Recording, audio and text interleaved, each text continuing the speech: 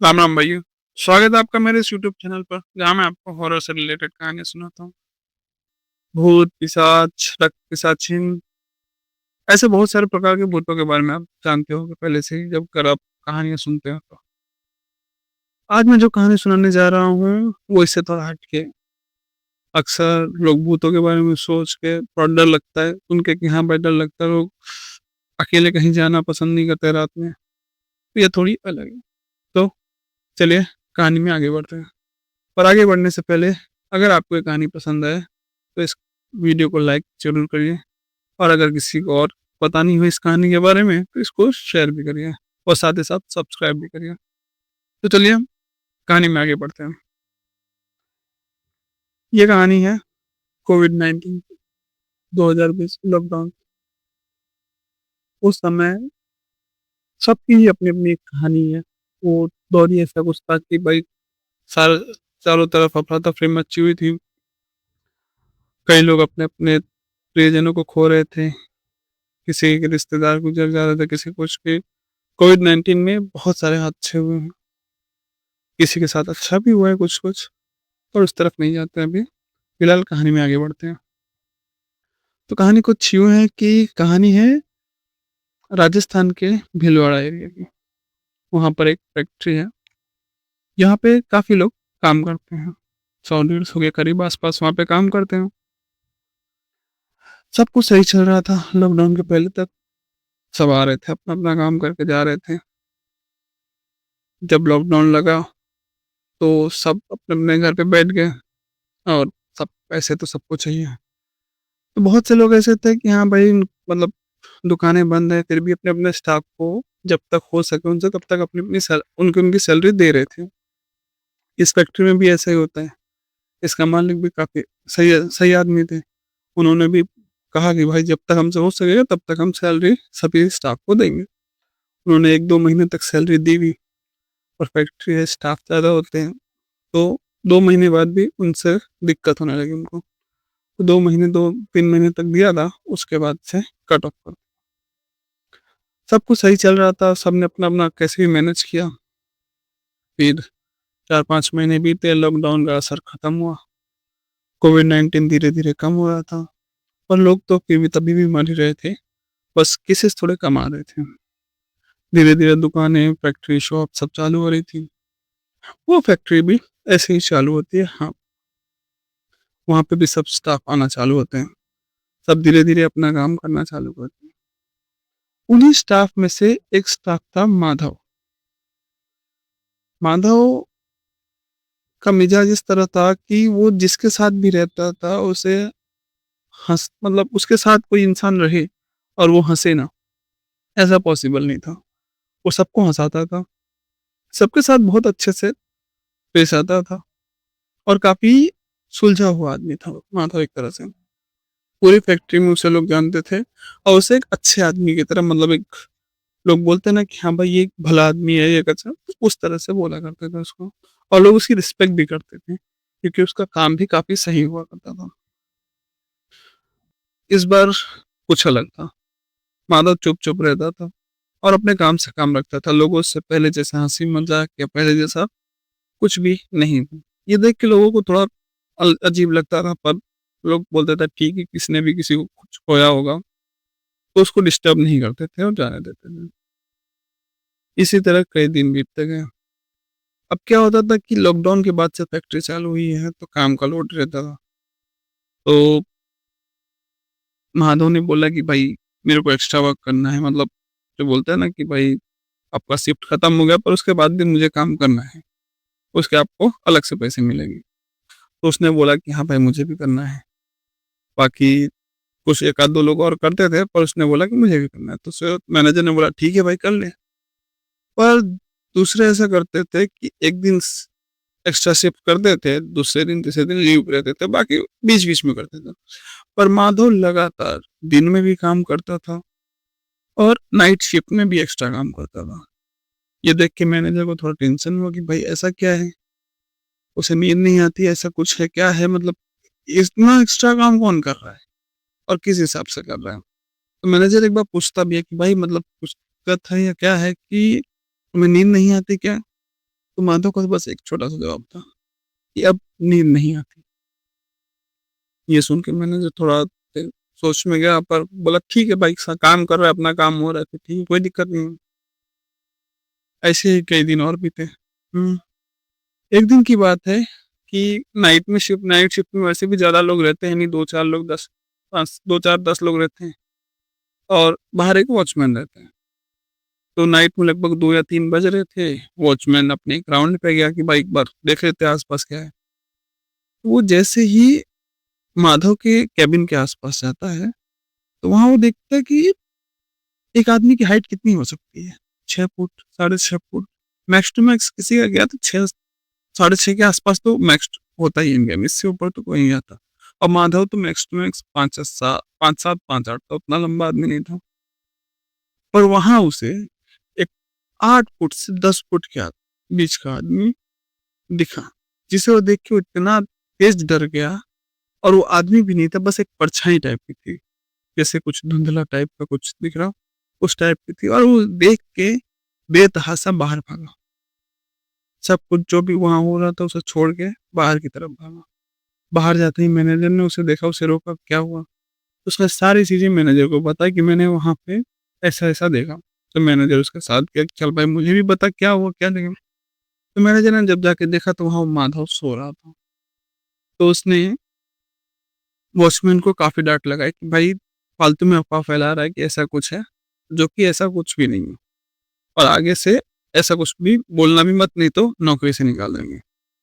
ऐसा बोला, ठीक है। अब धीरे-धीरे दिन बीतते गए, महीना पूरा हो गया। अब फैक्ट्रियों में ऐसा होता है कि महीना पूरा होने के बाद एक डेट फिक्स रहता है कि भाई इस डेट को आपको आपका पगार मिल जाएगा। उस फैक्ट्री में 7 तारीख था। हर महीने की 7 तारीख आपको आपका पगार मिल जाएगा। 6 तारीख तक माधव काम पे आता है। 7 तारीख को माधव एब्सेंट रहता है। मैनेजर सोचता है कि भाई आज सैलरी का दिन है, पूरे महीने उसने काम किया, एक्स्ट्रा काम भी किया हुआ है और आज के दिन ही नहीं आया, ऐसा क्या हो गया? 2-4 दिन वेट करते हैं, शायद आएगा आएगा, तो भी नहीं आता है। तो उनको लगता है शायद गाँव चला गया होगा, कुछ होगा, थोड़े दिन और वेट कर लेते हैं। पर मैनेजर सोचता है कि भाई माधव ऐसा आदमी तो नहीं है कि बिना बताए चला जाए, और ना ही आज तक कभी ऐसा गया है। ऐसी क्या इमरजेंसी आन पड़ी कि वो चला गया, वो भी बिना बताए। बोला चलो ठीक है, 1 हफ्ता 10 दिन वेट करते हैं वो लोग। फिर भी जब नहीं आता तो उन्हें टेंशन होने लगता है। भाई माधव साथ कुछ तो गलत हुआ है। वो अपने बॉस को बताते हैं ये सारी चीज़ें कि भाई ऐसा-ऐसा हुआ है। तो उनका बॉस बोलता है कि पहली बात तो बिना बताए गया है। दूसरी बात वो गया है तो बिना पेमेंट कैसे ले चला गया? बॉस उनके सेठ थोड़े अच्छे आदमी थे। तो उन्होंने बोला ठीक है, उसका एक गाँव का एड्रेस है, गाँव का एड्रेस लो और उसके गाँव पे जाके पैसा दे के आओ और उसे बोलो कि काम पे क्यों नहीं आ रहा है और कब से काम पे आएगा। बोला ठीक है। तो मैनेजर और उसके साथ 2 साथ में दूसरे कोवर्कर उसके गाँव की तरफ जाते हैं। उसके गाँव जाते हैं, देखते हैं छोटा-सा घर है, बाहर एक लेडीज़ बैठी हुई है। पर उनसे पता पूछते हैं कि भैया माधव का यही घर है? तो लेडीज़ बोलती है हाँ, मैं माधव का यही घर है। तो बोलते हैं उनको बुला दीजिए, हमें उन्हें काम था उनसे। तो उन्होंने बोला माधव तो नहीं मिलेंगे अब। बोले ठीक है, तो कब मिलेंगे बता दो, हम थोड़ा वेट कर लेंगे। बोलते हैं माधव को गुजरे 3 महीने हो गए। ये सुन के मैनेजर के पैर तले समझो ज़मीन ही खिसक गई कि ऐसा कैसे? अभी तो कुछ दिन पहले तक हमारे साथ वो काम कर रहा था। पर मैनेजर ने ऐसा कुछ नहीं बोला। मैनेजर ने बोला कि शायद आप शायद मज़ाक कर रहे हो, माधव हमारे साथ था और हम उसका 1 हफ्ते से काम पे नहीं आया, इसलिए हम उसको उसका पगार देने आए हुए हैं और पूछ रहे हैं कि काम पे क्यों नहीं आ रहा? तो लेडीज़ बोलती है कि मैं माधव की बीवी हूँ और उसे गुज़रे 3 महीने हो गए हैं। कोविड-19 जब मतलब कोरोना वायरस जब आया था, तो उसी कोरोना वायरस में उसको भी कोरोना हो गया था और वो भी गुज़र गए थे। ये सुन के मैनेजर मतलब हक्का-बक्का हो गया, उसे लगा शायद झूठ बोल रही है, ऐसा है। तो उसने वापस से कन्फर्म किया कि मैं इस माधव की बात कर रहा हूँ। तो उसकी बीवी ने कहा कि शायद आप गलत आदमी के साथ मतलब गलत आदमी देख लिए थे, आदमी को पहचान नहीं पाया।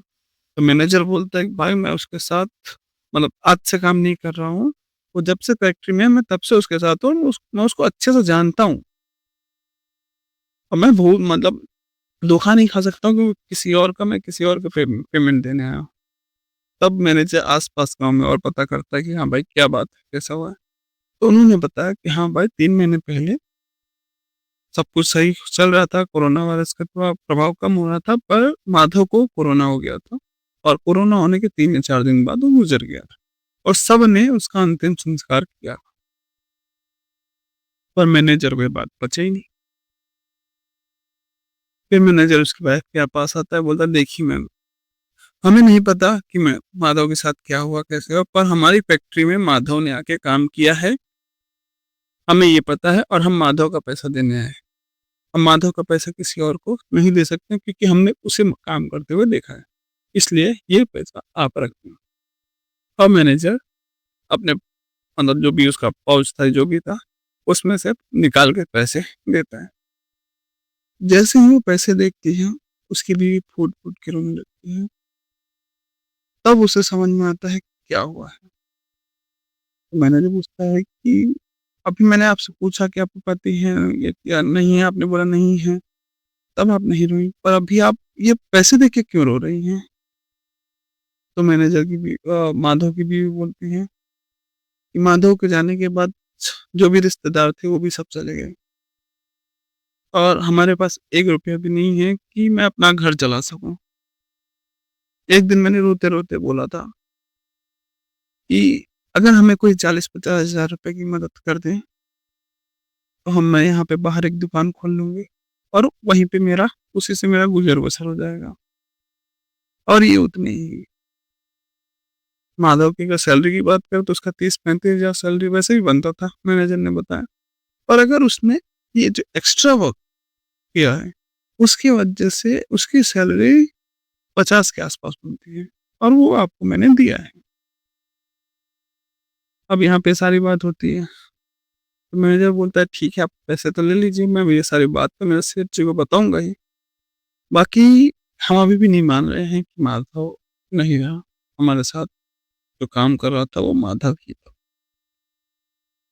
फिर वहाँ से मैनेजर उठता जाता है अपने बॉस के पास, सारी चीज़ें बताता है ऐसे-ऐसे, पर कोई उसके बाद भी नहीं माना।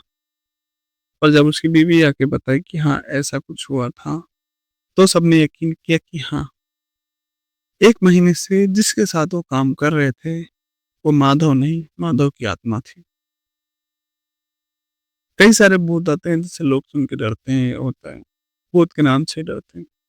और ये कहानी है जो मरने के बाद एक आदमी अपनी परिवार की सहायता के लिए वापस से आता है, काम करता है और पूरा 1 महीना काम करने के बाद अपने परिवार की मदद करता है।